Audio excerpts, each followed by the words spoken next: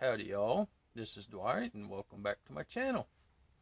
In this video, I'm doing an update on bloodgood Japanese maple that had gotten earlier this spring from the Walmart.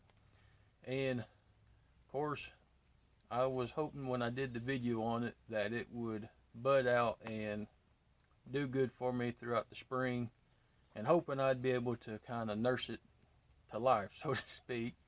And unfortunately, I failed at that attempt. I did keep an eye on the other maples there in the Walmart to see how they was going to do. And several weeks after I got that one, and I saw it was just slowly going downhill on me, despite my feeble efforts.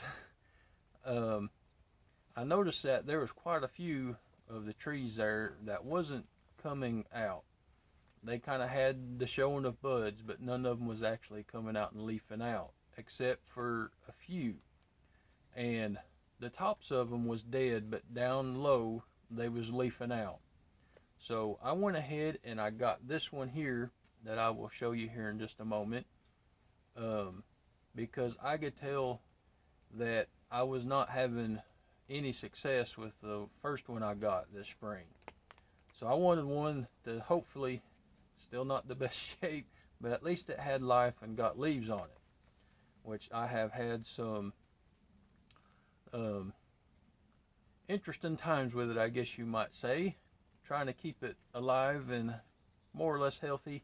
I've had my struggles with it, which I will be able to show you here. I'm going to go ahead and turn the camera around and we'll take a little bit closer look at it. Okay.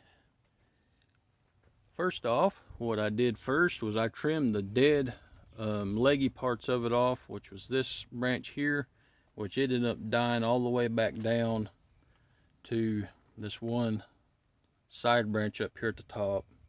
You can actually see the color change, but it's still got good life left in this one. That's just where it died back down to. This right here was dead as well, so I trimmed it back, and it's died back as well. And then about halfway down the trunk, it had this awkward branch come off of it about halfway down, and it was another great big tall leggy thing, but it was dead as well, so I trimmed it off. So what I'm left with is this upper branch that's leafed out nicely, and then this branch has the most leaves and the most secondary branches, I guess you might say. And then on the other side, there's a smaller branch that is leafed out nicely. And then down low, we have this branch right here. And the upper end of it was dead as well, so I trimmed it off. And of course, it's died back down to where this side branch is. Now I end up needing to repot it because it came in as that pine bark type stuff, and that stuff stayed wet for a good solid 3 weeks. I never could get it to dry out, and that in turn, I started showing some of these spots on some of the leaves, which to my understanding is from being too wet, and I'm hoping I didn't get any root rot going on. But it's not on all the leaves, just a few scattered here and there. And another mistake I did, so we can see it more over on this side, I had it where it got morning sun, but it had full sun all the way up through noon, which was quite hot, so it was too much. So some of the leaves got burnt a little bit and died back. And if I'm understanding correctly, that's from where I had it in too much sun and too much of the heat of the day.